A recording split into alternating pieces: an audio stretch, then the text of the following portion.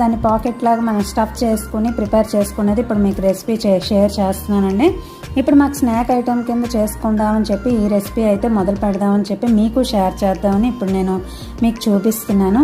And మనం wheat ఫ్లోర్తో రకరకాలు చేసుకుంటూ ఉంటాం కదా, చపాతీలు చేసుకుంటాం, పూరీలు చేసుకుంటాం. ఇది స్టఫ్ చేసుకుని మనం ఆలు పొటాటోని మనం స్టఫ్ చేసుకుని ఎలా ప్రిపేర్ చేసుకోవాలో నేను చూపిస్తున్నాను. ఇప్పుడు వీట్ ఫ్లోర్ అయితే నేను 1 కప్ తీసుకుని ముందు మనం పిండి కలిపేసుకోవాలి. కొంచెం ఉప్పు అయితే వేసుకుంటున్నానండి.